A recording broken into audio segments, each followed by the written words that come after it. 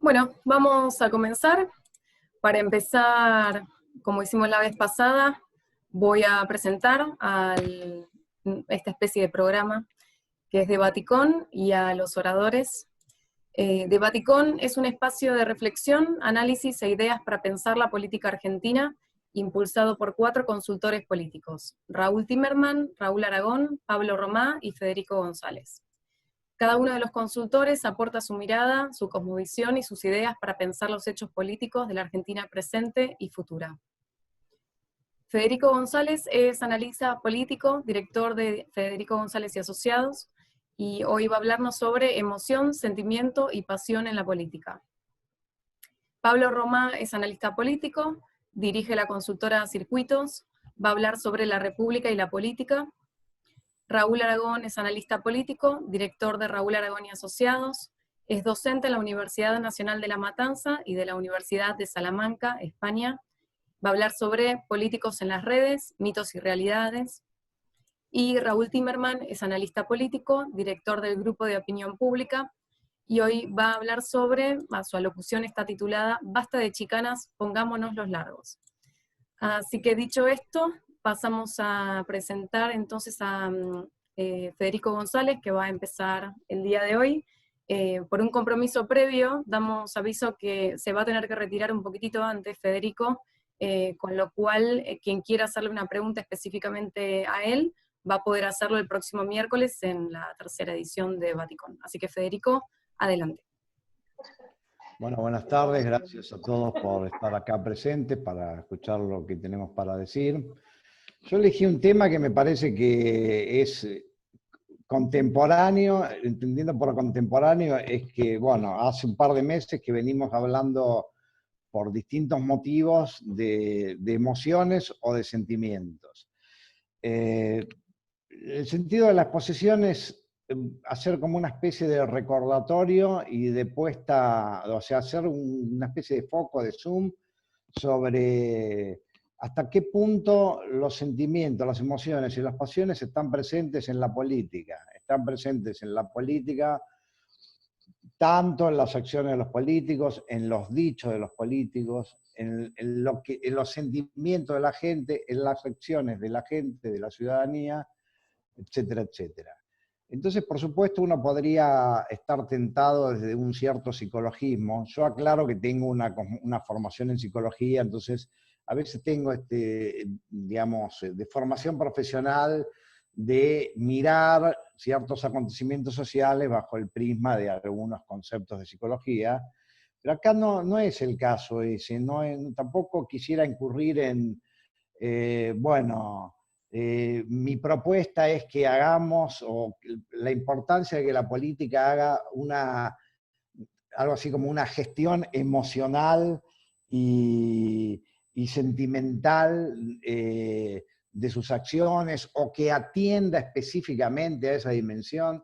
No, simplemente es recordar que cuando hablamos de política parece que hablamos de un orden que, bueno, que tiene que ver con ciertas cuestiones macro, estructurales. A veces hay expresiones como esto es una definición política, esto es un hecho político, y parece que calificar algo como político significa ponerlo como una especie de universo que va más allá de lo que nos pasa a las personas, seamos actores políticos, consumidores de la política o ciudadanos, dicho en otros términos. Nos animan emociones, sentimientos y pasiones, positivos, negativos y neutrales, y a mí me parece que simplemente hay que destacarlo a esto. Y ahí sí, yo creo que a la hora de tomar decisiones de gobierno, acciones de oposición, de comunicar, de hacer una campaña política, me parece que hay ciertas categorías que tendríamos que tenerlas más presentes y no, o sea, pensarlas más que actuarlas. Actuarlas las vamos a seguir actuando porque somos seres emocionales, pasionales y sentimentales. Entonces, acá no se trata de, y yo me voy a referir a algunos conceptos, algunos términos, digamos, de los que se habló mucho esta semana y hace tiempo. Mi idea no es juzgar, no es decir, bueno, este tiene razón, el otro no la tiene, sino mostrar hasta qué punto están presentes en nuestra vida política. Yo voy a acompañar la exposición, que bueno, va a ser muy breve, con un par de ayudas visuales. Acá tenemos una nube de palabras vinculadas al 9 de julio. Bueno, la palabra central es odio, es decir, hubo, no digo si acusaciones o no, la palabra odio anduvo de acá para allá. Que si empezaron estos, si empezaron los otros, odio, violencia, enojo, a veces se dice en política el que se enoja pierde, enojarse no es una buena estrategia, si nos remitimos a Maquiavelo, bueno, la gente a veces atiende más al temor, entonces acá en esta línea está el miedo, que al amor, etcétera. No voy a hacer teoría de Maquiavelo ahora porque no viene al caso. Es simplemente una referencia. Pero lo que quiero decir es que estos sentimientos, que son sentimientos humanos y sentimientos políticos, y que se transforman en pasiones políticas, y que tienen mucho que ver con la grieta, bueno, también tienen una lógica. Y yo creo que hay que tener en cuenta y hay que atender un poco más a esa lógica.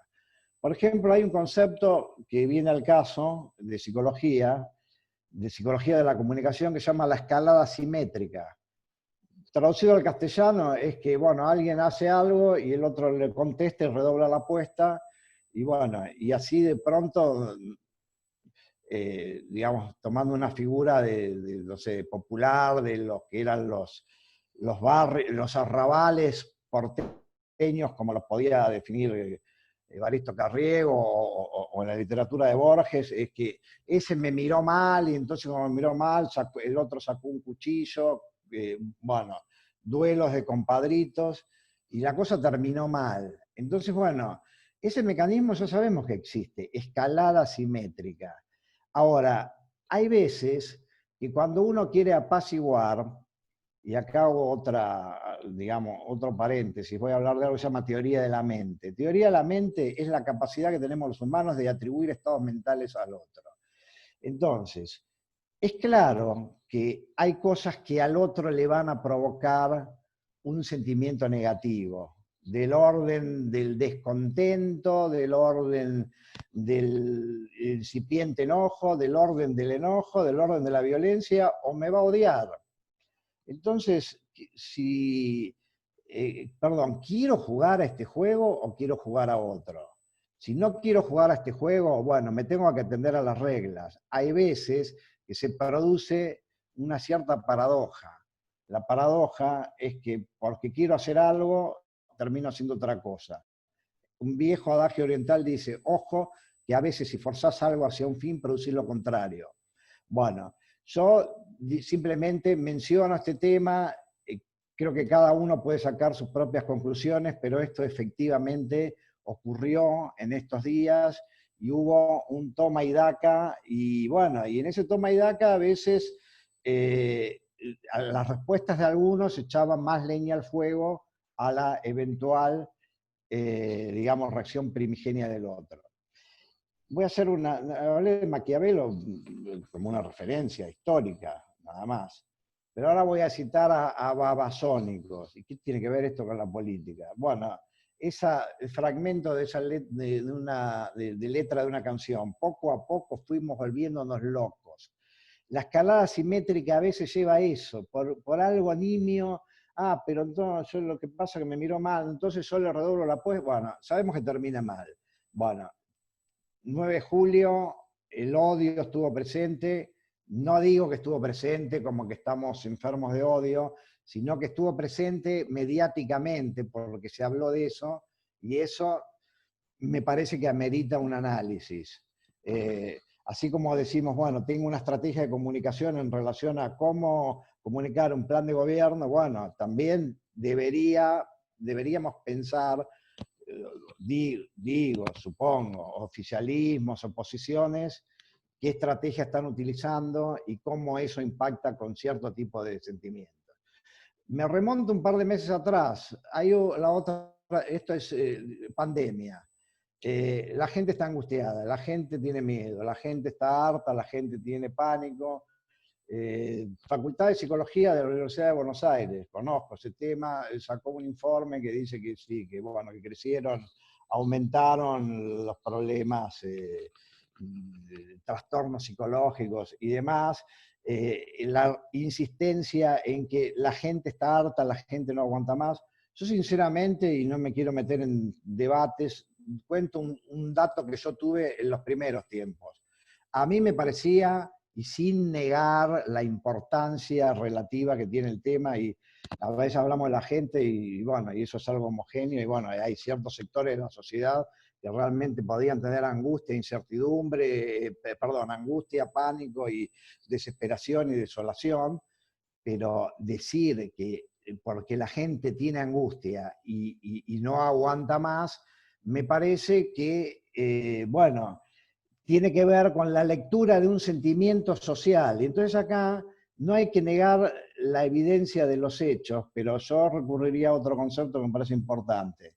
Todo lo que existe, existe en alguna medida. Entonces, cuando hablamos de estas cosas hay que ver en qué medida nos referimos a un fenómeno que existe, en qué medida, dicho en otros términos. Me parece que a veces nos enganchamos con las palabras y no dimensionamos, y esto es otro tema de comunicación, las palabras hacen cosas, las palabras no son, ya sabemos, no son entes meramente descriptivos. Tengo la encuesta perfecta que está basada, no sé, en la neurociencia y te saca el coeficiente de angustia real. Bueno, eso será un problema del método para determinar la magnitud del fenómeno, que además no existe. Yo soy encuestador y digo, ese método preciso no existe. Pero aún si existiera, también lo que tengo que pensar son las consecuencias que tiene hablar de determinada manera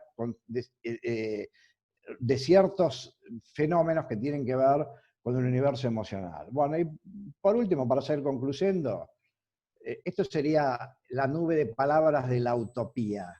Entonces, bueno, ahora vamos a cambiar el tono, vamos a ponernos, pasamos del tono odio y angustia al onda de amor y paz. Bueno, y acá tenemos una serie de palabras que no son palabras, que son palabras de la vida cotidiana, pero que son palabras importantes para la política. Esperanza, bueno, amor, y esto parece muy, hasta naif puede sonar, pero sin embargo a veces en las campañas alguien se levanta y dice como si hiciera una revelación extraordinaria, porque nos olvidamos de enamorar al electorado. Bueno, pero ¿qué quiere decir enamorar al electorado?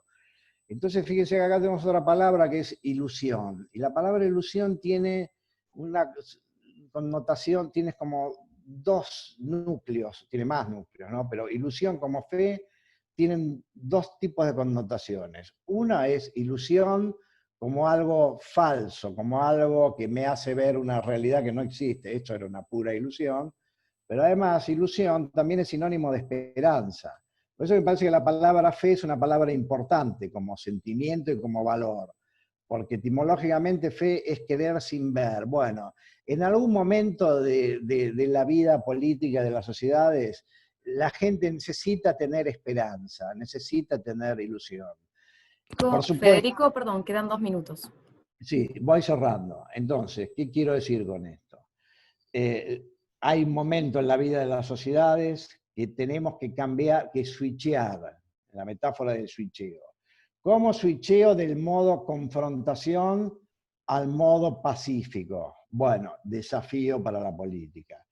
¿Cómo switcheo del modo desesperanza, del modo incertidumbre, del modo no veo luz al final del camino a la lógica de la esperanza? Acá hay una palabra arriba, yo creo que esa es una palabra importante, que es felicidad. Y uno puede decir, bueno, pero, perdón, tener la palabra fe, la felicidad, me suena a Palito Ortega eso. Y sí, puede sonar a Palito Ortega. Pero también recordemos que hay, desde el año 1972, una corriente en el mundo que empezó en un país asiático, en Bután, en donde lo que se propone es que en lugar de medir el grado de satisfacción o de desarrollo de una sociedad en términos de PBI se lo mide en términos de felicidad ciudadana. Y esto no es nuevo, porque ya lo había dicho Jeremy Bentham hace más de un siglo, hace 2 siglos, en donde el motivo, a su juicio, de la acción política era lograr los mayores niveles de bienestar de la ciudadanía. Y la palabra felicidad, perdón, de felicidad, y concluyo con esto.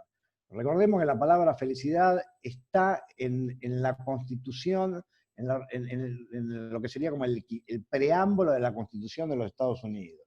O sea, una de las causas es la felicidad de los pueblos. Bueno, entonces yo simplemente digo con esto, por supuesto son palabras, pero simplemente digo, así como en estos mapas de nube de tags hay una palabra que tiene zoom, bueno, creo que cuando se piensan estrategias de comunicación y de acción y campañas y acciones de gobierno y la arquitectura de un país, tengámoslos en cuenta porque son relevantes.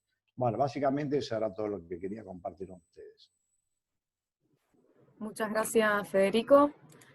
A ver si podemos dejar a eso, de compartir la pantalla. Bien, ahora es el turno de Pablo Román. Pablo, tenés tu tiempo. Gracias, Julieta. Gracias a todos por participar.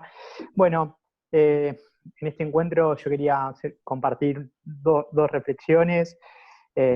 Una que tiene que ver con el título de esta presentación, que es la República y la política, sobre todo porque, bueno, el otro día en el encuentro anterior hablé sobre la necesidad de convencer a un sector de la sociedad de que bueno, de esto de la intervención estatal en el plano económico. Hablé un poco de las crisis, de la doble crisis, pero también en el sentido de que hay, bueno, como dos aspectos o dos modelos muy claros, digamos, y en ese sentido esos dos modelos creo que se imponen a la hora de pensar las salidas a la crisis, y en esos caminos, bueno, digamos, tienen que ver con lo que comúnmente podemos llamar una disyuntiva entre o ajuste o redistribución, digamos. Lo digo así medio brusco, pero digo, para que quede claro, después veremos que los matices, pero sí lo planteo así porque creo que estos dos polos de atracción en última instancia terminan subsumiendo, digamos, distintas formas o distintos matices de uno y otro, digamos, como tendencia general, ¿no? Ahora,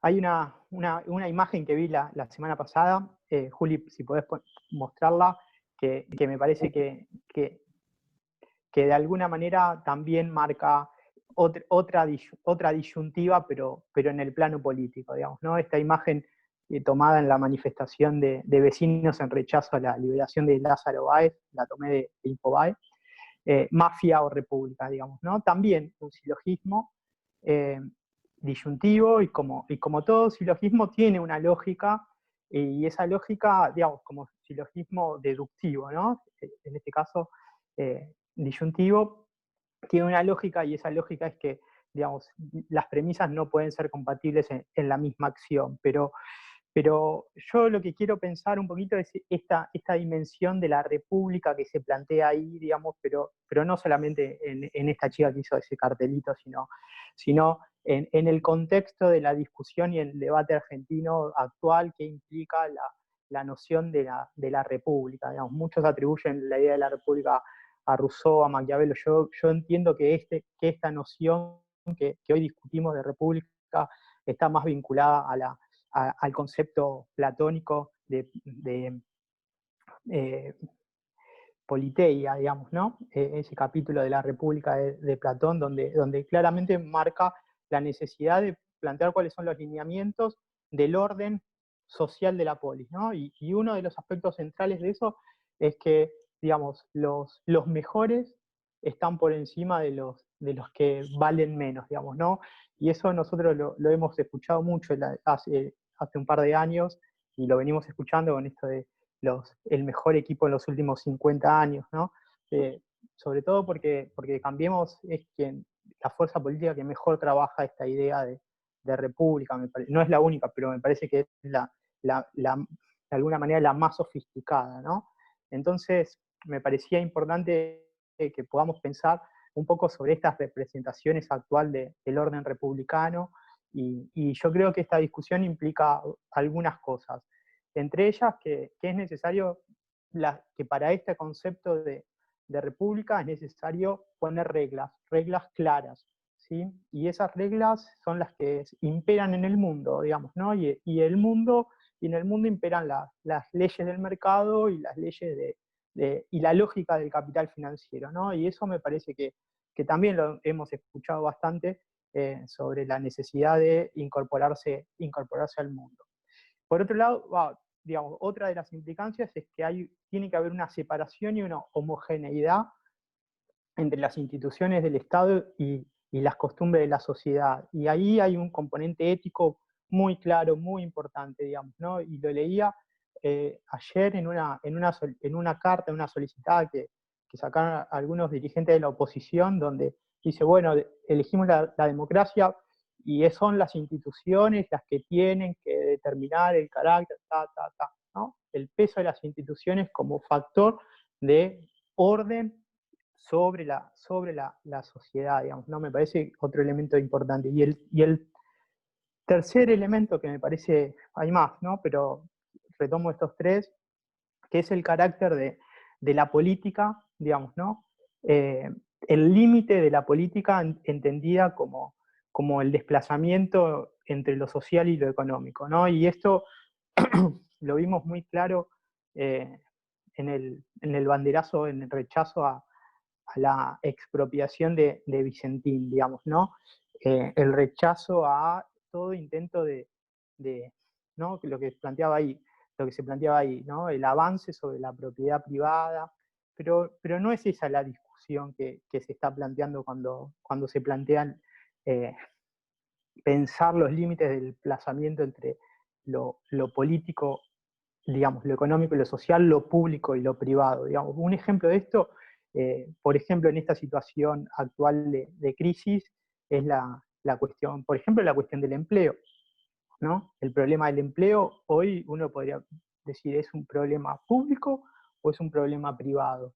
El que pierde el empleo, ¿es un problema privado o es un problema público? Y en ese sentido yo creo que es un problema público, porque es el Estado quien tiene que garantizar de alguna manera las condiciones de empleo. Una persona o cientos de miles de familias que han perdido el empleo, o personas que han perdido su empleo no pueden esperar a que las condiciones, a las leyes del mercado se modifiquen y la tendencia cambie, y capaz que pasan 3, 4 años. Me parece que eso es un problema serio. Lo mismo que esta medida que tomó el gobierno durante la pandemia de los ATP, también es una cuestión pública, no es una cuestión que pertenece al ámbito privado. Entonces, todo el tiempo nos estamos moviendo en ese desplazamiento entre las fronteras de lo público y lo privado, de lo social y lo económico, ¿no?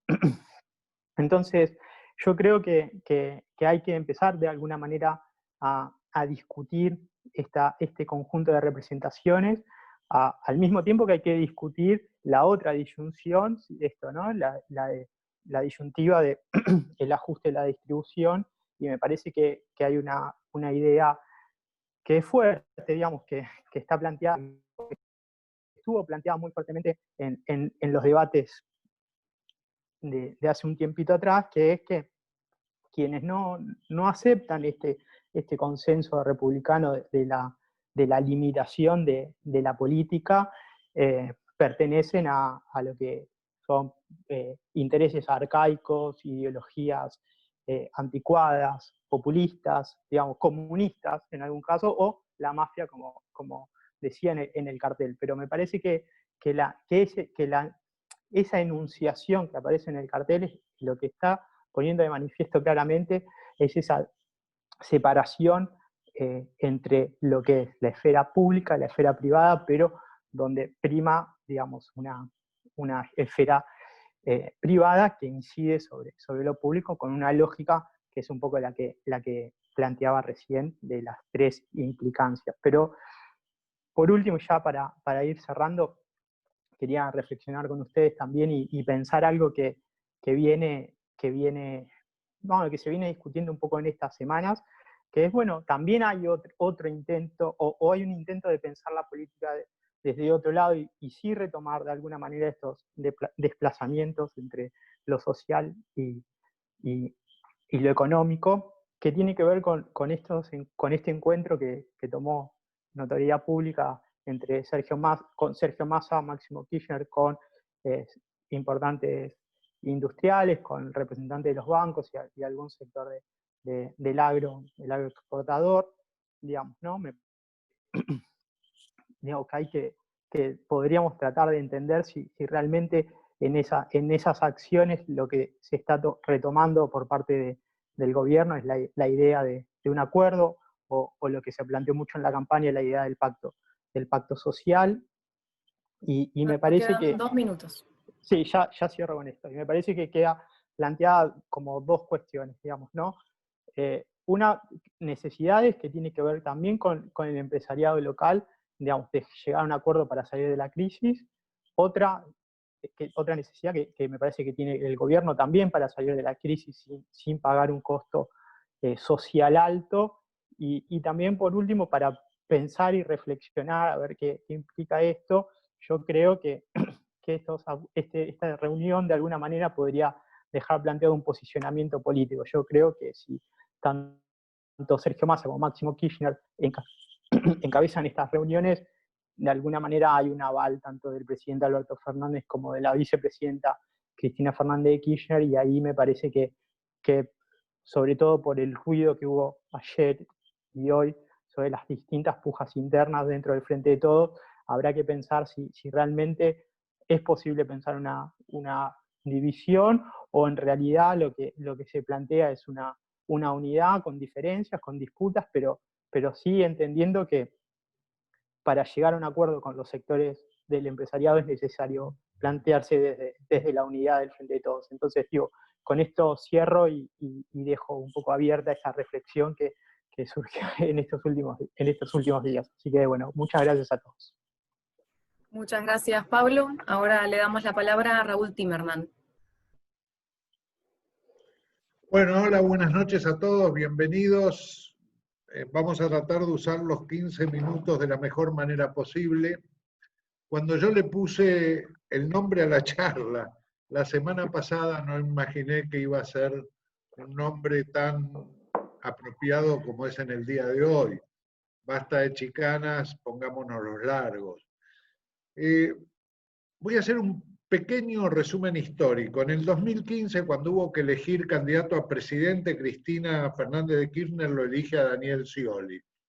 Daniel Scioli fue una persona que nunca manifestó una diferencia con Cristina públicamente. Es decir, elige a alguien que nunca expresó diferencias con ella. La sociedad estaba dividida, se llega al balotaje y por 2.4 gana Mauricio Macri.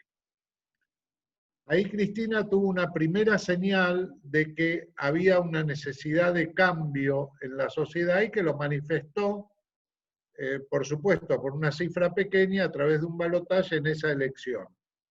Cuando se presenta la elección intermedia en el 2017, no puede obtener el segundo senador, que era Jorge Tayana. No lo puede obtener y pierde frente a Juntos por el Cambio en la provincia de Buenos Aires. Cambia de estrategia en el 2019 y elige para presidir la fórmula a alguien que sí había diferido con ella muchísimo. Sería la antítesis de la discusión dentro del mismo espacio. Elige a Alberto Fernández, que siendo ya presidente y el jefe de gabinete, renuncia un día y se va. Y de alguna manera, cada vez que se manifiesta en los medios, primero empieza tibiamente y después más fuerte, se opone prácticamente a todas las políticas de gobierno de Cristina Fernández de Kirchner e incluso a sus ministros. Tuvo palabras muy duras con Axel Kicillof, etcétera, etcétera. Cristina recompone la relación con él y dice, este es el hombre para formar la coalición electoral. Y Alberto Fernández forma esa coalición electoral, logra sumar a Sergio Massa y gana ahora sí en la general, primera vuelta.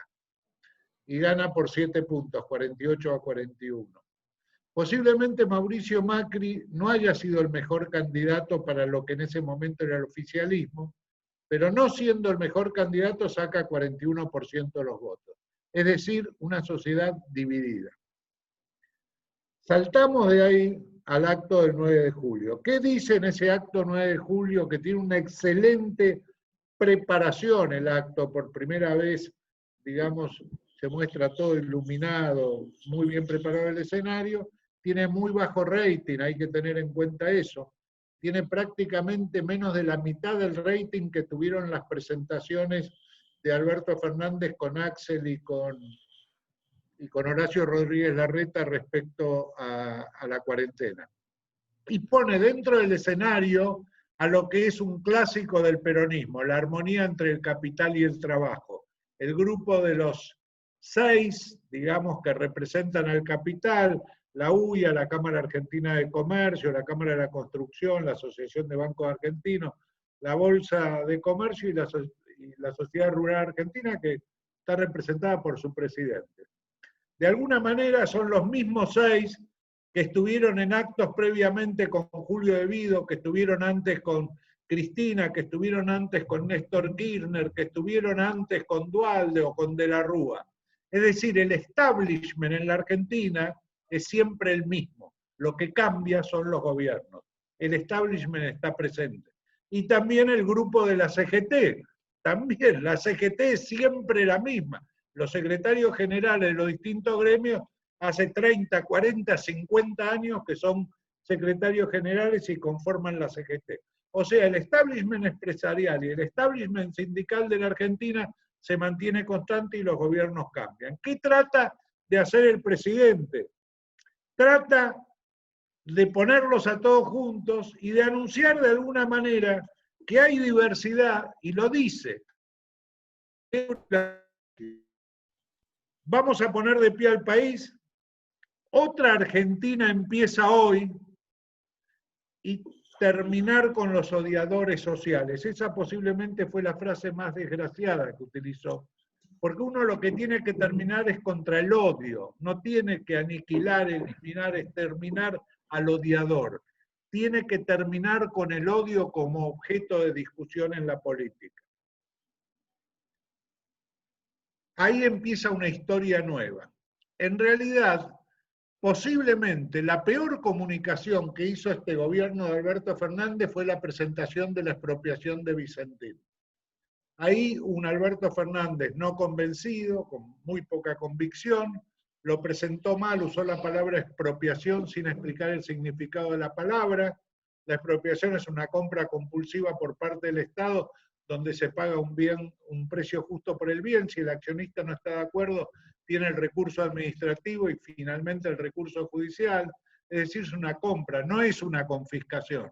Ahora uno sabe lo que dice, pero no sabe lo que la gente escucha, a menos que sea muy cuidadoso en la preparación de lo que va a decir, que no es el caso de Alberto Fernández, que suele ser demasiado espontáneo, y lo vamos a ver a posteriori con otro ejemplo. Pero de cualquier manera la gente toma eso como una confiscación. El Estado se apodera de un bien que le pertenece a un privado. Salir de ese berenjenal, la salida, el salvavidas lo propone el gobernador Perotti de Santa Fe, y aparentemente después de eso se olvida el Ejecutivo Nacional de ese tema, digamos, y se empieza a ocupar de otros temas. Y así llegamos al 9 de julio. La contrapartida de lo que pasó en Casa de Gobierno es la marcha a la que hacía referencia a Pablito Romá, digamos, que fue ese banderazo. Yo no tengo nada en contra de que la gente se expresa, prefiero que lo haga no en cuarentena, punto 1, más que nada para protegerse ellos porque se van a contagiar. Yo me quedo en casa, no me voy a contagiar en esa marcha. Y lo otro que es inaceptable es la agresión a la prensa y la falta de la policía de la ciudad para evitar ese tipo de agresión. Pero dijo esa frase de terminar con los odiadores sociales, con los odiadores seriales. Ahora bien, eso pasó el 9 de julio. El 5 de julio, el domingo anterior, Alberto desmiente a una periodista, Nancy Pasos, que escribe un artículo en Infobae los domingos, y en la cual el título dice: Alberto, el poder no es bifronte, te la tenés que sacar de encima. Se refiere a Cristina, la frase es atribuida a Duhalde. Esa frase ya había sido dicha por otros periodistas, había sido publicada tanto el sábado como el viernes, y ahí Alberto, diciendo no suelo desmentir a la prensa, reacciona y manda un tuit desmintiendo absolutamente eso. Para información de ustedes, Jacobo Timerman, que era tío mío, decía: nunca contestes la nota de un periodista, a menos que escriba mal tu apellido. Si escribe mal tu apellido, salí con los tapones de punta. Si no, no contestes. ¿Por qué no tenés que contestar? Porque si no contestás, el diario de mañana, esa nota fue del diario de ayer. Pero si contestás, el diario de mañana se convierte en el diario de hoy, porque aparece tu respuesta y lo que te contestan, etc. Fue lo que pasó. Tuiteó eso el presidente, la nota de Nancy Pasos hasta ese momento tenía cerca de 19.000 vistas en Infobae, y en 2 horas pasó a tener 187.000. Provocó que todo el mundo vaya a ver qué es lo que desmiente el presidente. Ese es un error de comunicación, pero es también la espontaneidad de contestar algo por Twitter de una manera, digamos, compulsiva, parecido a lo que le pasó a Juan Pablo Biondi, que después de que no hay que odiar, sale a decir que el presidente Macri es un inútil y que debería callarse la boca. Yo le prohibiría el Twitter a los funcionarios públicos. Se lo prohibiría totalmente. ¿Y se lo prohibiría por qué? Porque el funcionario público nunca, yo voy a aceptar que habla a título personal. El Twitter es un elemento personal, de discusión, de pelea. Es la peor de las redes sociales, la más rústica, la más abrasiva, la más contemplativa de insultos, etcétera, etcétera. Pero después del acto del 9 de julio salió la presidenta a establecer diferencias. El domingo a la mañana sale en página 12 una nota de Alfredo Zayat sobre la conducción política del poder económico. ¿Qué hace esa nota? En esa nota, Alfredo Zayat dice: lo que había arriba del escenario el 9 de julio no son los grupos económicos empresariales que van a ayudar en una salida independiente del país. Raúl, quedan 2 minutos. Presidenta, tuitea: el mejor análisis que he leído en mucho tiempo, sin subjetividades, sin anécdotas, en tiempo de pandemia, de lectura imprescindible para entender y no equivocarse. ¿A quién se lo dice esto? Se lo está diciendo a Alberto Fernández y se lo está diciendo a los seguidores de ella, porque ella fue la que dio el puntapié inicial para la conformación del Frente de Todos, y tiene seguidores que no tienen la moderación de Alberto Fernández, que no tienen el diálogo de Alberto, que no son contemplativos e inclusivos como Alberto, y a ellos también ella les habla. También lanza, eso fue a las 12 del mediodía, a las 5 de la tarde, otro tuit donde retuitea la foto de una mulita tapiada en los ojos, dice: la primer mulita arrepentida se confiesa, Cristina me dijo que rompiera los silobolsas o me hacía escabeche. Bien, ¿qué está diciendo nuevamente? Se imagina, está el presidente de la sociedad rural. Al campo le preocupa el tema de los silobolsas, o le preocupa o lo utiliza como elemento político o lo que sea. Pero digamos, no hay que tocar ese tema si no es a través de la fuerza de seguridad y la justicia tratando de evitar eso. Cristina marcó la cancha de alguna manera y en ese momento dijo: yo aprecio mucho el humor, cosa que no dijo cuando se refería a las caricaturas de Hermenegildo Sabat Menchi en Clarín. Digo, no le resultaban de buen sentido del humor. Ahora bien, ¿qué es lo que está pasando? Está pasando, y después de eso pasó la pelea por Twitter entre Julio De Vido y Grabois, la pelea por Twitter. Después de eso sale el tuit de Chivo Rossi, un largo hilo explicando que él empezó con el kirchnerismo, fue siempre, pero que en este momento, digamos, no hay que debilitar al presidente. Sale la carta de Bonafini, la contesta, hasta las madres están divididas en la Argentina, hay 2 líneas de madres. O sea, es muy complicado gobernar la Argentina.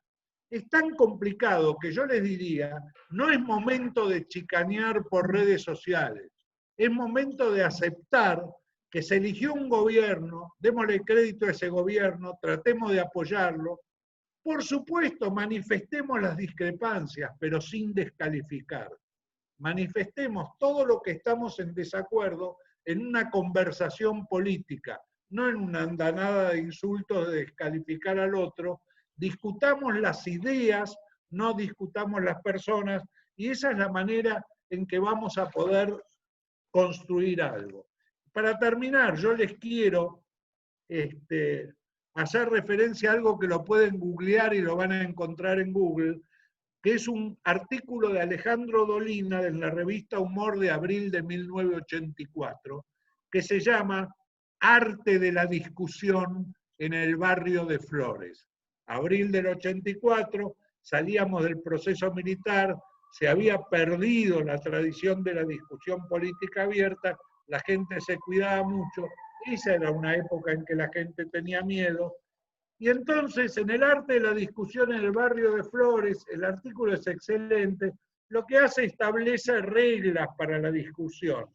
Y una de las reglas básicas que establece para la discusión es que no se puede utilizar el recurso de la desautorización moral, que consiste en hacer creer que los defectos personales de alguien se transmiten a sus argumentos. Por ejemplo, ¿qué me viene usted con nociología? Usted que es un borracho perdido.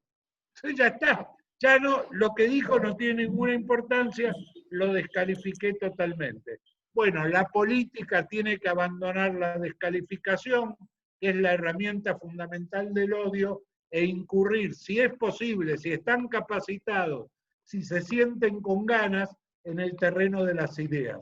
Debatamos ideas, pongámonos los largos, dejemos de chicana. Muchas gracias, Raúl, por tu alocución. Ahora le damos la palabra a Raúl Aragón.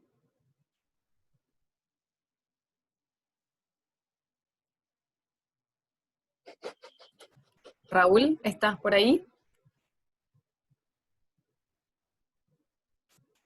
Acá estoy, ¿qué tal? Hola, ¿me escuchan ahora? No te vemos, pero te escuchamos. Bueno, deberían verme porque tengo la cámara encendida, pero bueno. ¿Quizás correrle la ventana a la cámara? No. Yo me veo negro, no sé por qué, pero bueno. No importa, basta que pueda subir las pantallas que te pedí, que te mandé más temprano, Julieta. Yo voy a hablar de un fenómeno que todos conocemos, y yo diría que todos padecemos en mayor o menor medida, que son las redes, pero fundamentalmente las redes en lo que hace a la política y barra lo social, pero fundamentalmente a lo político. Nosotros tenemos la idea de que Twitter es un mundo donde todo se define, que es muy importante, que realmente influencia la política, que determina valores. Miren, en la Argentina hay 45 millones de habitantes. El padrón electoral tiene, creo que 35 o 37 millones de electores habilitados. Twitter, en la Argentina, tiene apenas 5 millones de cuentas, o sea, más o menos el 17%. Son mucho más importantes las otras 2 redes. Como lo están viendo acá, Facebook tiene 29 millones de cuentas argentinas y Instagram tiene 17 millones de cuentas también argentinas. ¿Qué quiere decir esto? Bueno, que fundamentalmente lo que define Twitter es muy poco. ¿Por qué define al final? ¿Qué es lo que sucede con Twitter? Que los medios lo replican. Entonces los medios hablan de un trending topic, por ejemplo, y dicen que algo se viralizó, cuando en realidad el algoritmo de Twitter, para decir que un determinado Twitter es trending topic, se conforma con alrededor de más o menos 300, 400 réplicas, 300 interacciones, o sea, se reenvía 300 veces a usuarios únicos, entonces eso es un trending topic. Por otro lado, los trending topics no son constantes. Un trending topic puede durar 1 minuto, 10 minutos, 1 hora, 2 horas. La viralización, que es mayor, es para el algoritmo que utiliza Twitter, es cuando hay una serie mayor de interacciones, o sea que el que emite el primer Twitter se lo emite a sus seguidores, que sean, digamos, 1000, de esos 1000, 200 lo replican, cada uno a sus seguidores, esos segunda línea de seguidores a su vez lo replican, es decir, que tiene varios retweets encadenados. Esto es viralización, y lo consideran cuando más o menos los usuarios únicos que replican en las distintas instancias superan los 1000 casos. La verdad que, pensando en 37 millones de lectores, 1000 casos es insignificante. Entonces la pregunta es, ¿por qué tiene tanta importancia? O se dice que tiene tanta importancia a la hora de determinar los contenidos de opinión pública, las interpretaciones. La semana pasada hablábamos del proceso interpretativo, de producción social de sentido, de sociosemiótica.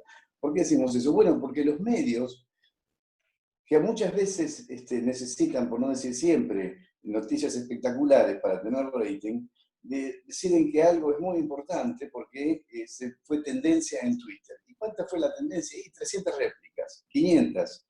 La verdad que sobre un electorado de 37 millones, 500, 1000, 2000, 5000 réplicas no tiene ninguna incidencia. La empieza a tener cuando los medios la replican. Ahora, también hay que tener en cuenta que replican ciertos tweets, ciertas tendencias, ciertas viralizaciones, y no todas. Solamente replican aquellas que tienen consistencia con sus líneas editoriales, que a su vez tienen consistencias o con sus compromisos políticos o con sus preferencias políticas generadas por la famosa pauta publicitaria. Entonces, lo que tenemos es fíjense, el Twitter, lo que uno expresa en un Twitter es una interpretación de un hecho, cualquiera, lo que sea. Cristina Kirchner, no sé qué, Alberto Fernández, lo que sea.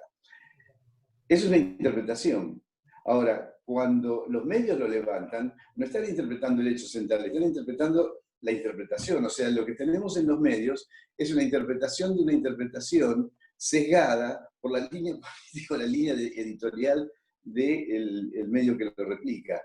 Así que realmente es una deformación tremenda lo que producen, porque ahí sí, imaginemos un programa de noticias que tiene 4 puntos de rating, tiene entre 800.000 y 1 millón de televidentes asistiendo. Ahí sí se replica, pero no se replica por la red en sí misma, se replica por la visibilidad mediática excesiva o sobre visibilidad que le dan los medios de comunicación.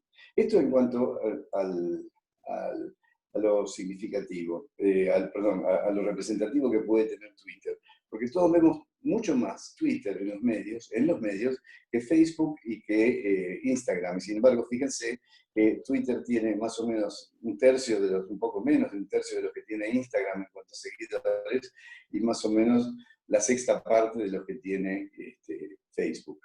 Lo que ocurre es que Twitter es mucho más manejable, se ha instalado como un espacio de debate y un espacio de odio también, como se refería recién, como hablaba recién mi colega Raúl Tinerman. Y por otro lado, tiene lo que Federico González mencionaba, del poder de la palabra. Técnicamente se llama poder performativo de la palabra. Es decir, algo es algo, lo nombro de otra manera y lo convierto en algo distinto. El caso clásico que se da es una persona está siendo juzgada por un delito, es inocente, el juez lo declara culpable y pasó de inocente a culpable solamente por una palabra, por el cambio en denominación. Se llama poder performativo de la palabra, y eso está teniendo mucha influencia, no por las redes en sí, sino por el uso que hacen de las redes los medios de comunicación. De nuevo, y todos los medios me van a odiar por esto, pero no importa, los medios son sumamente irresponsables al transmitir noticias sesgadas o una selección de noticias que tienen un determinado contenido y apuntan a una determinada interpretación de la realidad y dejan de lado otra serie de acontecimientos que en definitiva podrían hasta compensar esa interpretación y tener una interpretación distinta. Para eso se están utilizando las redes en los medios, fundamentalmente Twitter. Es cierto que Twitter es el espacio del odio, es el espacio donde más se percibe el odio, el insulto, la insolencia, porque tiene una característica que no tiene ningún otro medio, que es el anonimato. Yo puedo abrir una cuenta en Twitter con el nombre de Juan Pérez y nunca jamás nadie se va a enterar que es Raúl Aragón el que está detrás de Juan Pérez diciendo lo que se le ocurra decir. Y este anonimato genera un componente de impunidad a la hora de construir un discurso, de emitir una interpretación o de insultar, que no tiene ningún otro medio. Ahora, si vemos la próxima placa, ¿cómo figuran los políticos en redes? Antes que siga, quiero aclarar algo. Estos datos me proveyó Guillermo Bagni. Guillermo Bagni es el director de un trabajo y un portal muy interesante que es Políticos en Redes, que hace seguimientos sistemáticos y a la vez estadísticos, ¿no? Se toma los datos y le da cierto procesamiento estadístico. Fíjense, el promedio de posteos en Twitter y de interacciones, está primero Cristina Kirchner y seguido Mauricio Macri y muy abajo Alberto Fernández. ¿Cuántos seguidores tiene Cristina Kirchner en Twitter? Fíjense, hay 5 millones de cuentas nacionales. Cristina Kirchner tiene 5.800.000. ¿Cómo es posible? Bueno, porque tiene seguidores extranacionales. Tiene seguidores que no son argentinos, que no son cuentas argentinas.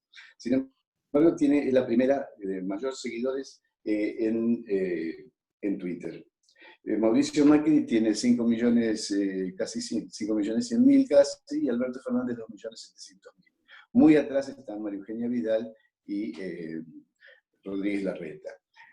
Ahora, esto parecería ser importante, 5 millones. Bueno, el que mayor cantidad de seguidores tiene es el Papa Francisco, tiene 18 millones.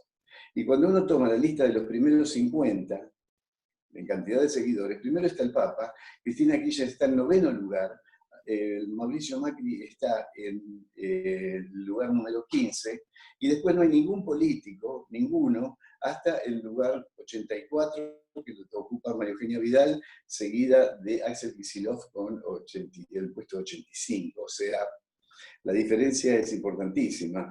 Uno podría decir, entonces no tiene mucha importancia lo que postea María Eugenia Vidal o Axel Kicillof. Y sí, en términos de Twitter no tiene mucha importancia, no tiene mucho impacto. Pero esto no es igual en todas las redes. En las 3 redes principales, Twitter, Facebook y Instagram, la cantidad de seguidores y por ende de interacciones son distintas. Si podemos ver la próxima placa, vamos a ver que en Instagram, el que tiene más seguidores es Alberto Fernández. Y acá sí hay un dato interesante. Cuando uno mide el rango de edad de esos seguidores, cuando se puede ver, porque la metadata no es tan sencilla de acceder ni es completa, pero en general, Alberto Fernández, esos 21 millones de seguidores son sub-35 la mayoría. No todos, por supuesto, pero sí la mayoría. Es decir, tienen mucha más llegada en la gente joven que los otros. En segundo lugar está el expresidente Mauricio Macri, y Cristina Kirchner apenas tiene seguidores, porque además no es de postear en Instagram, no lo usa Instagram, con lo cual le genera menos seguidores. En tercer lugar, entonces si vemos la próxima placa, tenemos los seguidores de Facebook, y ahí Mauricio Macri es hegemónico. Es curioso esto, pero es así. 19 millones largos de Mauricio Macri contra 27 millones de María Eugenia Vidal. ¿Qué quiere decir esto? El PRO es un fenómeno más de Facebook que de Twitter. En cambio, Twitter, el peronismo es un fenómeno más de Twitter y de Instagram que de Facebook. Todo esto hace que haya una recopilación de información importante, si se la toma seriamente, si se la utiliza con intencionalidad política en los medios, se deforma todo y bueno, simplemente sirve para fundar una opinión periodística que de otra manera sería difícil de fundar. Entonces, yo digo, hoy fue trending topic la crítica a ex candidata, a ex figura política, y lo digo en un medio que tiene varios millones de audiencia o varios cientos de miles de personas que son audiencia de ese momento, y entonces están instalando algo que apenas tenía 100, 200, 300, 500, 1000 impactos a varios millones de impactos o a varios cientos de miles de impactos. Y esto es una deformación que hay que tener en cuenta. Por último, y para terminarlo, para lo que sí sirven las redes, más allá de, de la utilización política, en términos sociológicos, y yo diría psicosociales, que es lo que los analistas de redes llaman sentiment analysis. Es decir, lo que hacen es mirar los tweets, mirar los posteos de Facebook y mirar los posteos de Instagram, y los analizan con un algoritmo que les analiza el sentimiento que hay detrás de esos posteos. Es decir, hay odio, hay amor, hay rechazo, hay aceptación. Este es, para no lo elegí uno de hace un tiempo, desde el comienzo de mayo, porque no quiero estar hablando de política actual con esto. No me parece correcto, estoy explicando un fenómeno que no tiene que ver con la política, sino que tiene que ver con la comunicación social, y por eso no quería mezclarlo con la política, y para eso elegí un posteo relativamente viejo. Este es comienzo de mayo, estamos a comienzo de julio, esto ya fue. Pero fíjense, los sentimientos positivos en la primera semana de mayo respecto del presidente Alberto Fernández superaban ampliamente, casi el doble, no exactamente, pero casi el doble, los sentimientos negativos. Esto se puede hacer mucho más fino, este es un análisis de positividad y negatividad.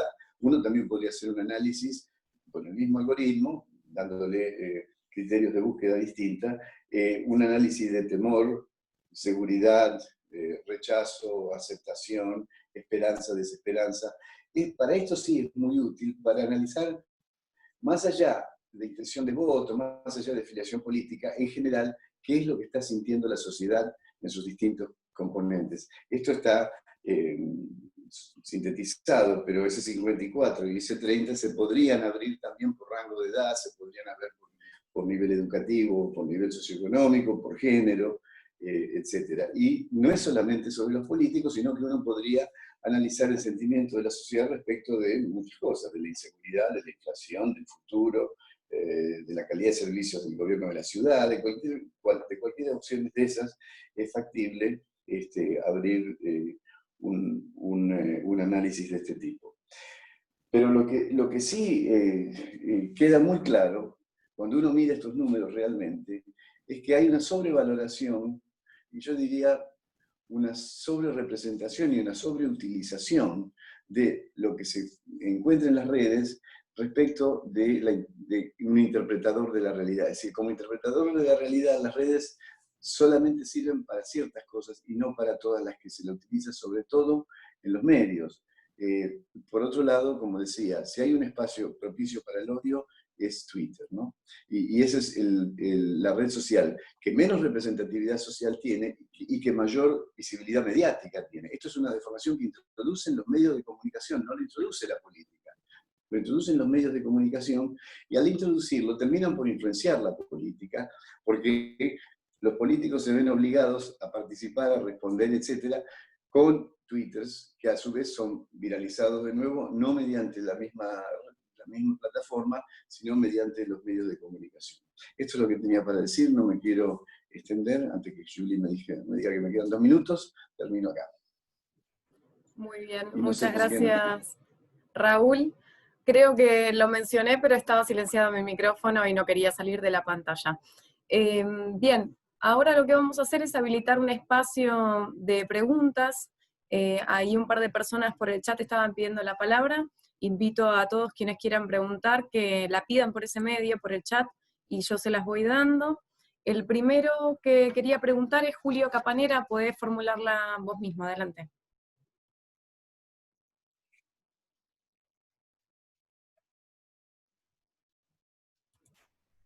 Julio, no se te escucha, no sé por qué.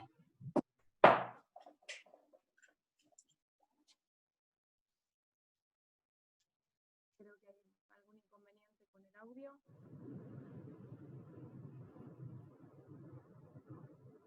No sé si soy yo sola o no se escucha.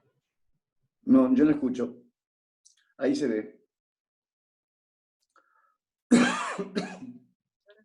Julio, si no, si querés intentar resolver el inconveniente técnico, te postergo un ratito la pregunta y seguimos con el próximo.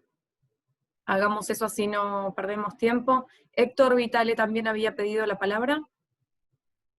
Sí, hola. Bueno, en principio agradecer a todos los expositores. La pregunta es muy concreta.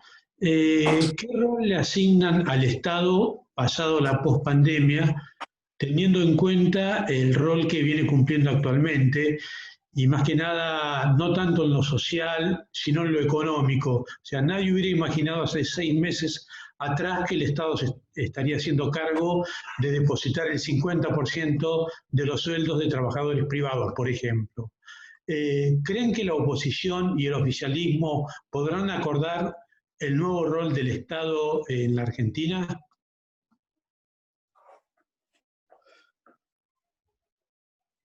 ¿Puedo contestar? Sí. Sí, no, no creo que lo puedan acordar. No.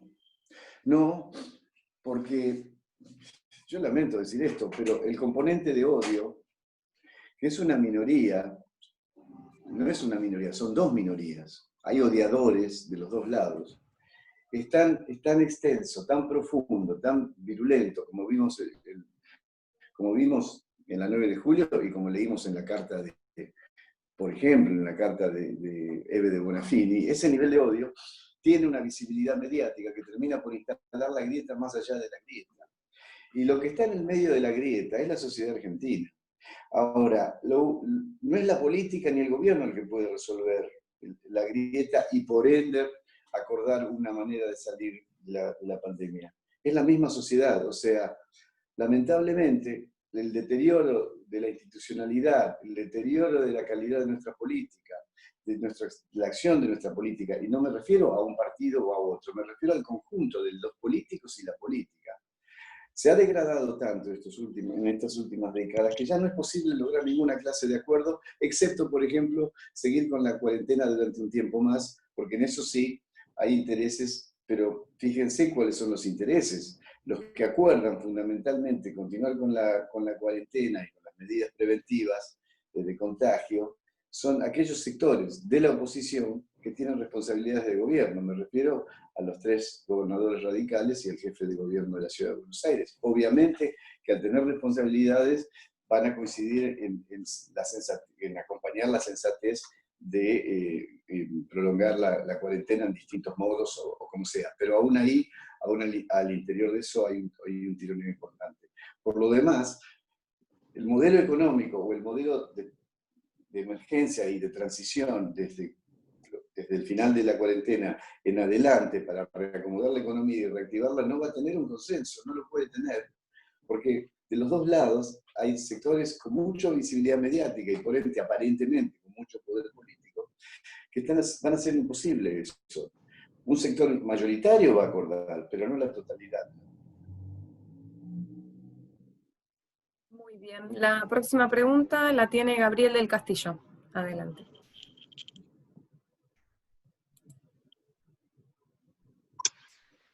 Hola, ¿se escucha? ¿Se escucha? ¿Se escucha? Sí, sí. Hola, buenas tardes, muchas gracias por poder estar compartiendo este espacio. Mira, yo preguntaba básicamente, la verdad que coincido con muchas cosas con Víctor y con Raúl también, y básicamente por ahí hablaban del tweet del Chivo Rossi que también mandó esto, de cuestión de acompañar a pesar de ciertas cuestiones, y creo que coincido con esto de la mesa o la presentación que hizo el 9 de julio Alberto, porque creo que el establishment es como dijeron, es esta gente a lo largo de varios años o décadas, y obviamente Alberto no es Cristina, no es Néstor, entonces creo que el consenso va por ese lado. Si bien me enfadan algunas otras actitudes como lo de Vicentín, el retroceso un poco, yo creo que el poder real es a quien tenemos que tratar de vencer, ¿no? Y se nos va a complicar mucho porque como sociedad no estamos preparados con lo que se habla de la batalla cultural, digamos, no somos una Venezuela de aquel Chávez que tenía un respaldo, pero una formación de años, creo, para la comunidad de Venezuela, y nosotros creo que no estamos en eso. Entonces, por ahí lo que yo planteaba era, y también me enfada, digamos, otro enfado que tengo es con Guillermo Moreno por este caso de salir a los medios a matar, por ejemplo, al gobierno. Si bien yo creo que tiene falla y que hay que marcarle la cancha a veces a Alberto para que no se nos vaya mucho para la derecha, pero creo que es parte de esta negociación. Entonces yo digo, ¿cómo podemos no meter tantos palos nosotros en la rueda para marcarle a nuestro presidente en la dirección, porque sin duda que el poder real es lo más complicado que tenemos. No puede ser, yo soy de una ciudad chica y hay gente que defiende, digamos, lo de Vicentín, que es algo, y además tengo un programa de radio que tratamos de ver y marcar otras cuestiones, y es increíble cómo los medios nos van, o van, digamos, calando en la profundidad de nuestros habitantes. Entonces es muy difícil. Yo digo, ¿cómo podemos hacer para no meter palos en la rueda y direccionar al gobierno por ahí, o a darle la herramienta a Alberto para poder llegar a concluir un proyecto? Me parece, no sé, mezcló varias cosas, pero creo que la idea va por ahí, digamos, cómo no meter palos en la rueda, vendría a ser que lo que me molesta a veces, por ejemplo, de Guillermo Moreno. Gracias, no sé si fui claro.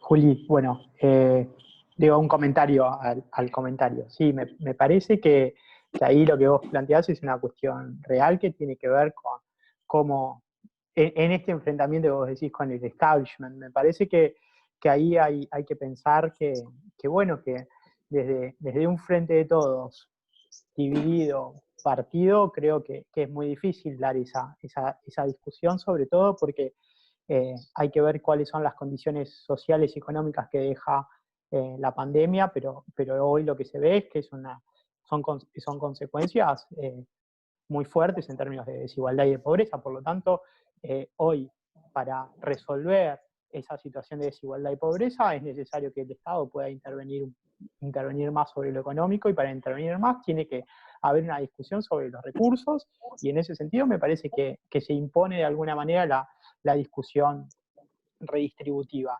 Y si hoy el gobierno enfrenta esa discusión dividida, me parece que tiene pocas chances de lograr el objetivo. Por eso me parece que es interesante esto de pensar que más allá de todas las disputas internas o las discusiones que están dando vuelta, hoy me parece que prima un objetivo de la unidad más allá de digamos, las diferencias, o exponer las diferencias, porque me parece que eso sería de alguna manera anticipar una derrota.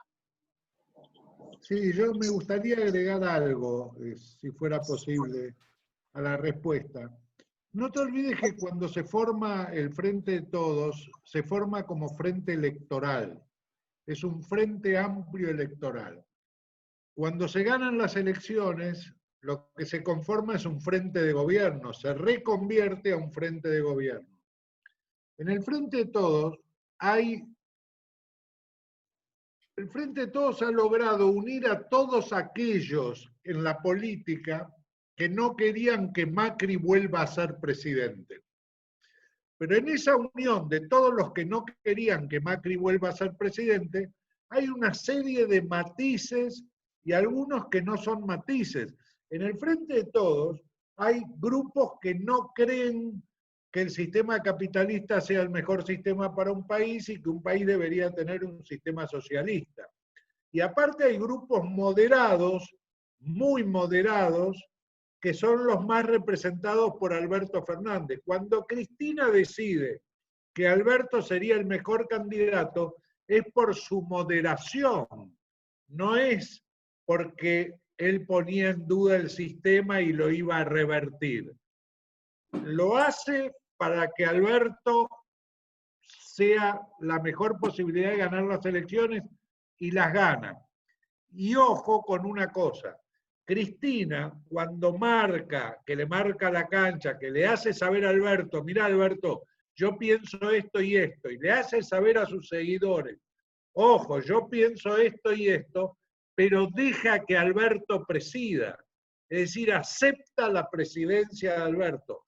Yo creo que desde el punto de vista, voy a decir algo terriblemente arriesgado y quizás muy prematuro, pero yo creo que desde el punto de vista de ocupar posiciones importantes en el Ejecutivo, del futuro de la política, Cristina empezó un cierto proceso de abdicación a favor de su hijo Máximo Kirchner.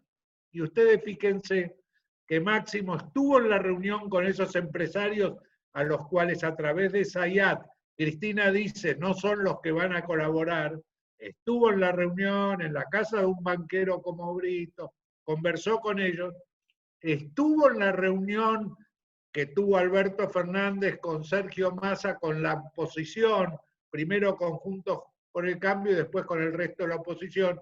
O sea, Cristina marca, pero Máximo acompaña y está dentro y va construyendo su futuro. Yo lo veo de esa manera. Otra gente la ve de otra manera y también es aceptable. Muy bien, vamos con la próxima pregunta de Julio Capanera, que tenía problemas con el audio, así que la leo.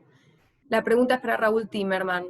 Dice, respecto del rating de la aparición del presidente el 9 de julio, donde fue un 50% menor a otras apariciones, como explicó Raúl, ¿por qué cree que el gobierno no hace uso de la cadena nacional? Bueno, eso es una decisión personal de Alberto Fernández, seguramente, de no querer hacer uso de la cadena nacional. No sé, la verdad que no conozco el motivo, pero yo recuerdo cuando yo era chico, los actos del 9 de julio, aparte de haber desfiles militares, ¿por qué era feriado el 9 de julio? Había que ir al acto el 9 de julio. Yo estudiaba en un colegio en San Isidro y nosotros desfilábamos, los alumnos de los colegios desfilaban por la avenida Maipú en San Isidro. Digamos, era una fiesta patria a nivel nacional. Yo creo que eso tiene mucho que ver con algo más profundo, que es el concepto de patria que ha desaparecido en la Argentina. Hay un concepto de identidad nacional que se ha perdido. Fíjense que cuando se habla del territorio nacional, se habla de la provincia de Buenos Aires, la ciudad de Buenos Aires y el interior del país. Se dice el interior del país como si fuera todo lo mismo. Chaco, Santa Cruz, Salta. El interior del país es un genérico. Entonces yo creo que quizás lo importante sería, si dijo que iba a gobernar con 24 gobernadores, suponiendo que el jefe de gobierno de la ciudad de Buenos Aires sea un gobernador, tiene que gobernar con los 24 gobernadores. Tenemos que reconstruir el país federal. Y en la medida que consigamos reconstruirlo, vamos a recuperar el concepto de patria que históricamente se le ha dejado en manos de la derecha en la República Argentina y que es importante para una reconstrucción que va a haber que hacer de la economía del país y la moral del país, que va a tener que ser epopéyica, porque si no, no va a llegar a buen puerto. Muchas gracias, Raúl. Vamos con la pregunta de Aníbal Albornoz, si es que quiere hacerla. Sí, ¿me escucha? Se escucha. ¿Me estás escuchando? Bien, perfecto. Bueno, muchas gracias. Primero los saludos de acá de Santiago del Estero. Coincido totalmente con la exposición de Raúl Timerman respecto de que los funcionarios no debieran comunicarse a través de cuentas de redes sociales. Me parece una irresponsabilidad total y una falta de argumentos políticos en donde se debe dar el debate efectivamente. Cuando hablábamos de que estuvieron en la foto del 9 de julio los representantes del establishment constituido, me parece que ha faltado un actor principal del poder político en la Argentina, que son los medios de comunicación. Los medios de comunicación son un poder para nada despreciable en este país, que han instalado o desinstalado muchas veces gobiernos democráticos. O sea, la pregunta sería, a ver, Nietzsche decía, palabra más, palabra menos, que los hechos no tienen la importancia que tiene la interpretación de los hechos, y si a eso debemos agregar que la interpretación no es la que hace cada uno de nosotros en nuestra casa, sino del que tiene la voz lo suficientemente poderosa para difundir la suya y generalizarla hasta imponerla como verdad, digamos, los medios de comunicación hegemónicos cobran una importancia muy importante. La pregunta sería, ¿cómo se puede de alguna manera empatar, igualar la información a través de los medios públicos de comunicación ante las desventajas que tenemos ante los medios hegemónicos?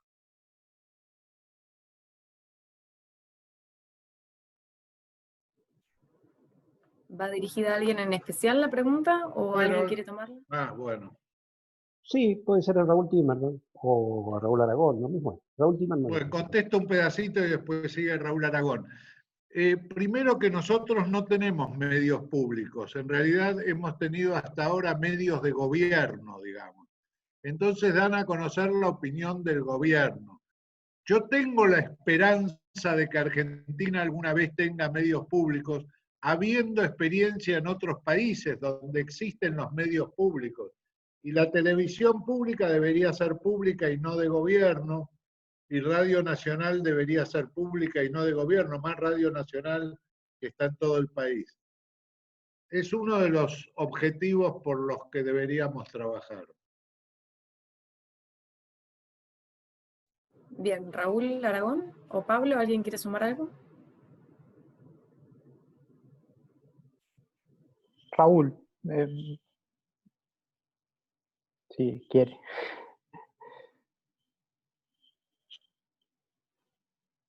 Dice que hables, Pablo.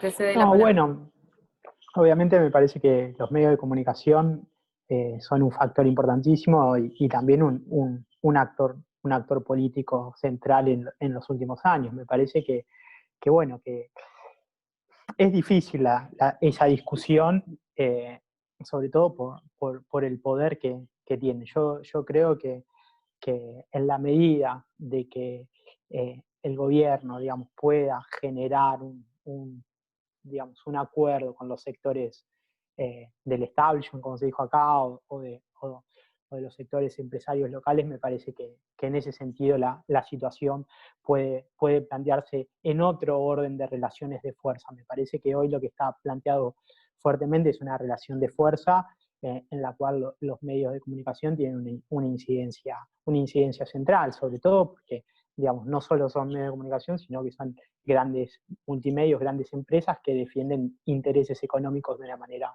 muy clara y han tenido un alineamiento político muy claro. Me refiero básicamente al Grupo Clarín y a La Nación, ¿no? Me parece que en ese sentido han tenido un rol político muy importante. Yo creo que para discutir esto es necesario también establecer otras relaciones de fuerza que permitan de alguna manera llevar la discusión hacia otro lugar, ¿no?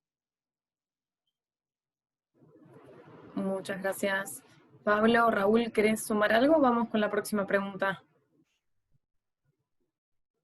Está silenciado, Raúl, no se te oye.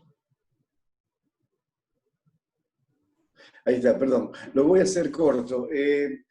Los medios de comunicación son llamados tradicionalmente el cuarto poder, ¿se acuerdan? Lo que pasa es que es un poder que no tiene regulación. Los otros tres poderes de la República están regulados. El famoso equilibrio de poderes, contrapesos de poder, ¿no? Como lo pensaron los padres americanos de la primera Constitución democrática, los tres poderes como poderes independientes que se hacen contrapeso uno de otro. El cuarto poder, que es el poder de los medios, quedó fuera de eso. Para empezar, porque en aquella época no había, los medios de comunicación tenían un poder muy relativo, por empezar porque eran casi todos, o todos, escritos, el nivel de alfabetismo era muy bajo, o sea, realmente no tenían tanta influencia, entonces no se lo consideró un poder. Ahora lo consideramos un poder, pero es un poder que no tiene regulación.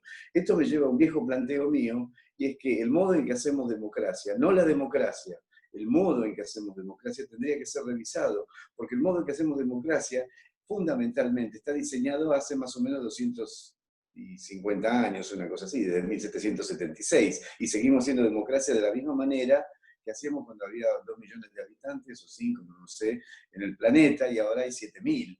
Es decir, las sociedades son distintas, el modo de producción es distinto, todo es distinto, y seguimos haciendo democracia del mismo modo, con lo cual se introducen deformaciones como esta, de tener un cuarto poder, que es totalmente determinante en la definición de la marcha de una sociedad, y que no tiene ningún controlador más allá del rating, y que solamente puede ser controlado por la pauta publicitaria, sea pública o privada.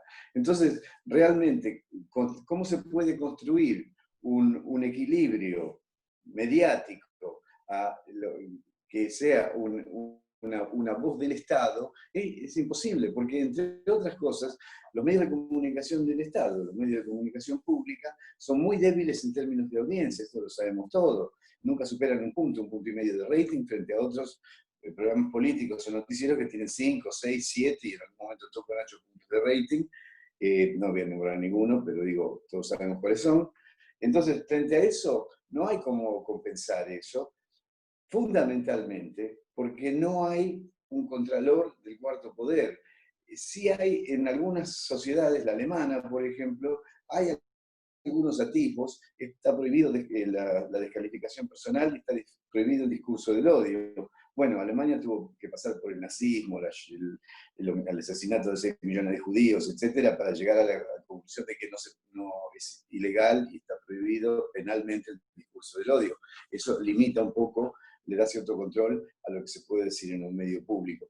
Pero fuera de eso, yo no creo que haya una forma de contrapoder que se puede equilibrar, un contrapoder igual. Ahora, hay una esperanza relativa que quizás también termine por prostituirse, y que son las redes sociales. Las redes sociales, en vez de ser, como son los medios hegemónicos de comunicación, verticales, donde alguien habla y hay una infinidad de audiencias, son horizontales, todos hablan al mismo tiempo y se intercomunican horizontalmente. Esto tiende a limitar hasta cierto punto poner no un límite, pero sí una traba en la instalación de discursos hegemónicos desde los grandes medios de comunicación, que, como decía Pablito Romá, son empresas que obedecen a intereses financieros y a intereses políticos.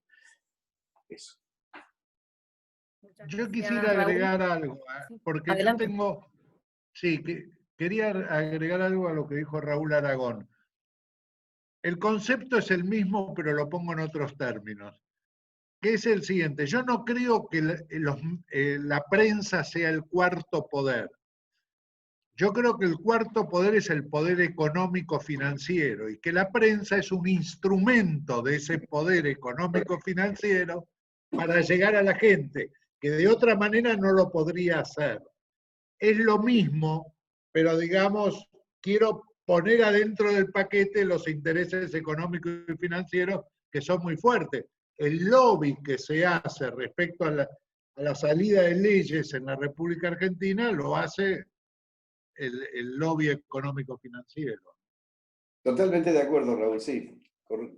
Correctísimo, totalmente de acuerdo, sí. Muy bien. La próxima pregunta, que no estoy segura de si es retórica o no, es de Emiliano Galarza. Emiliano, si es que está conectado. Muy bien, bueno, vamos con la siguiente. Jorge Moreno. Tampoco sé si está por ahí. Ariel Miranda. Hola, sí, estoy. Emiliano Jorge Galarza. Moreno. Adelante, adelante. ¿Me escuchás? Hola. Sí. ¿Me Te escuchás? escucha perfecto. Sí, sí, adelante. Genial, genial. Buenísimo. Sí, lo que yo quería, más que nada, preguntar, ¿no? Por ahí al segundo orador, que no me acuerdo el nombre, es cuando expuso lo de la República. Pablo Romá. Ahí está, él.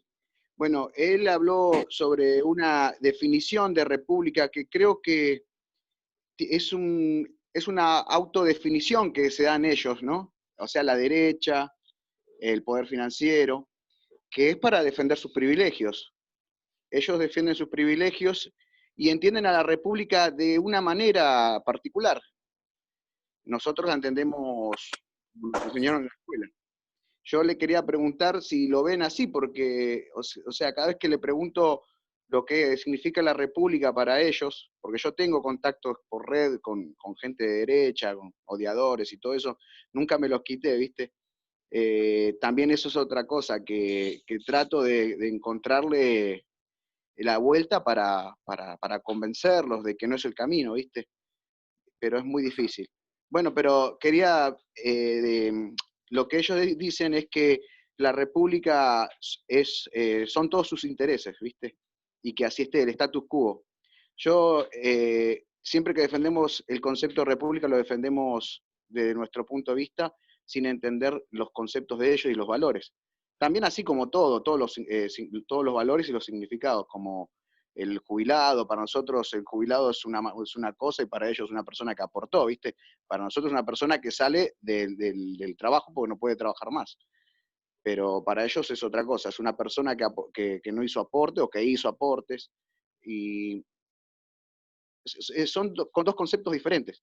Por eso ellos defienden la República con ese significado y nosotros con otro. Es una pregunta porque me gustaría escuchar de él qué dice. Nada más. Bueno, gracias por la pregunta. Mira, yo creo que hay que, digamos, que hay que tomar en serio esta discusión de la representación y lo que vos planteás de los distintos significados del concepto de república, y me parece que es necesario dar esa discusión, ¿no? Me parece que de alguna manera hoy cuando se discute en términos de república, lo que se está discutiendo tiene que ver con eso que yo planteaba hoy, de los límites de la política en términos de los desplazamientos de lo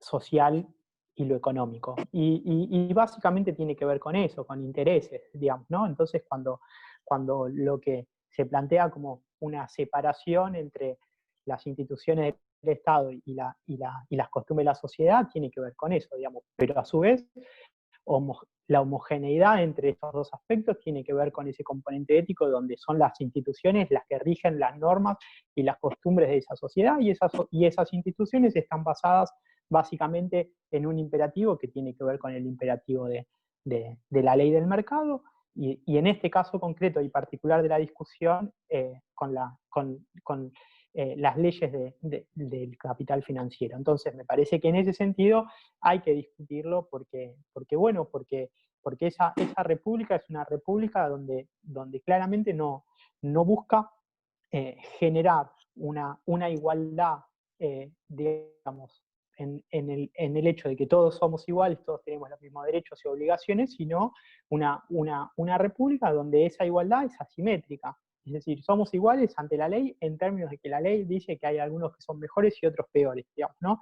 Y como vos decís, hay algunos que son aportantes y otros que son trabajadores, y otros que son los que tienen que definir qué tipo de políticas y de qué tipo de orden va a tener esta sociedad. Entonces me parece que lo que hay que discutir no solo es si la discusión es económica entre ajuste o distribución, sino también en términos de cómo se definen estas sociedades en términos de mayor igualitarismo o mayor desigualdad social, ¿no? Y ahí la política me parece que tiene un rol clave.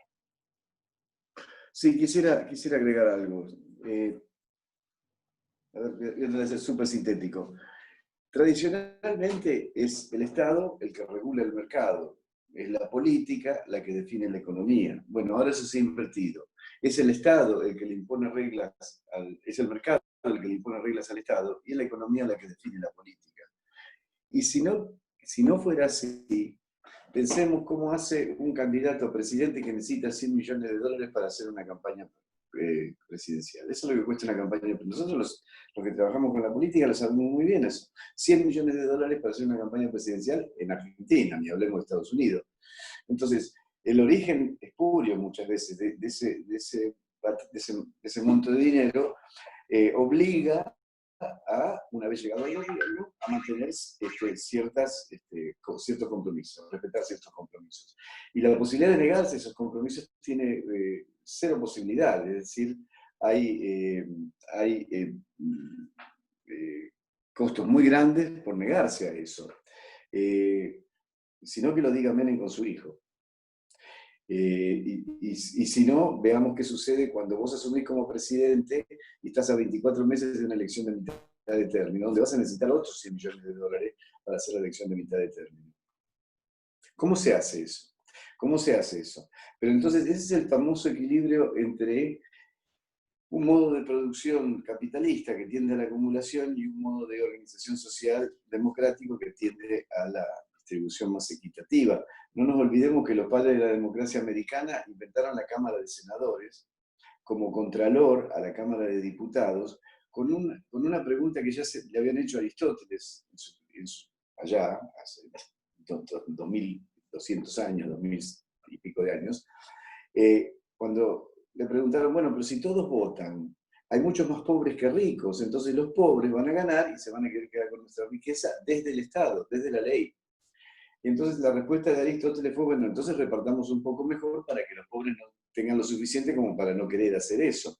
Cuando esa misma pregunta se plantea entre los autores de la Constitución norteamericana, en 1778 creo que fue, esa pregunta se plantea, la misma pregunta, la respuesta fue, vamos a crear un contralor al poder popular, vamos a crear la Cámara de Senadores, que además no eran elegidos por el voto popular, sino por cada gobernador. De ahí que los senadores representan a cada estado y no al electorado. Eso no se modificó nunca. Con variantes, aún los gobernadores tienen muchísima influencia en definir quién ocupa la lista de senadores nacionales. Lo hemos visto prácticamente en todas las campañas que hemos trabajado. Y entonces sigue habiendo un contralor, ahora, un contralor de la voluntad popular versus la voluntad de los sectores de la economía concentrada, que por supuesto no quieren ganar menos. Es decir, este es un planteo, una problemática milenaria. Ahora, ¿qué vino a ser el peronismo? ¿Por qué el peronismo se llama justicia? La forma chabacana que él tenía de hablar, a veces decía, bueno, que los ricos sean menos ricos y los pobres menos pobres. Tengamos un Estado que haga equilibrio entre el mercado y el Estado, entre la economía popular y la economía industrial. Perón nunca se opuso al capital, lo que se oponía al capital especulativo, no al capital productivo. Si no tenés capital productivo, ¿cómo tenés puesto de trabajo? Pero esa es una situación que atraviesa y condiciona cualquier definición de república. La república concebida como un sistema de contralores de poder, en teoría es interesante, pero después en la aplicación, ¿no? ¿Cómo se aplica cuando vos tenés un poder hegemónico concentrado que no tiene control del Estado ni control de la sociedad, como son los medios de la economía concentrada? Y con un desparpajo brutal, ustedes habrán visto, Techín, 5 días después de que se prohibieron los despidos, despidió 1.450 empleados. ¿Hubo alguna sanción? No, ninguna. ¿Cómo haces entonces? Porque el extremo de eso es Chávez, el extremo de eso es Cuba, que tampoco funciona. Entonces, es muy difícil lograr un equilibrio, excepto que haya una sociedad que se ocupe. Y el grave problema que tenemos los argentinos es que nuestra sociedad, fundamentalmente la clase media, que tenemos un nivel educativo y ciertos márgenes de tiempo disponibles para ocuparnos de la política, no nos ocupamos de la política porque decimos que la política es sucia. Y como decía una filósofa alemana, para que el mal triunfe solamente lo único que se necesita es que los buenos no estén presentes, ¿no? Y eso es lo que nos pasa a nosotros como sociedad. Somos una sociedad ausente y la dirigencia de muy baja calidad que tenemos es consecuencia de la sociedad que somos. Porque esos dirigentes los formamos en nuestras escuelas, en nuestras universidades, los votamos en las elecciones, cuando llegan al poder una parte los sostiene, la otra parte los ataca. Somos una sociedad ausente, tenemos el país que tenemos por la sociedad que somos, no es un problema de la política, es un problema de la sociedad. Como decía alguien, todos los países tienen los gobiernos que se merecen. Bueno, muchachos, estos gobiernos que hemos tenido desde la vuelta de la democracia hasta acá, son los gobiernos que nos hemos merecido, fundamentalmente porque después del golpe de Estado del 76, la clase media se guardó y dijo, no te metas, por algo será. Y seguimos diciendo eso, no nos metemos. Somos una sociedad ausente y pagamos el costo de serlo.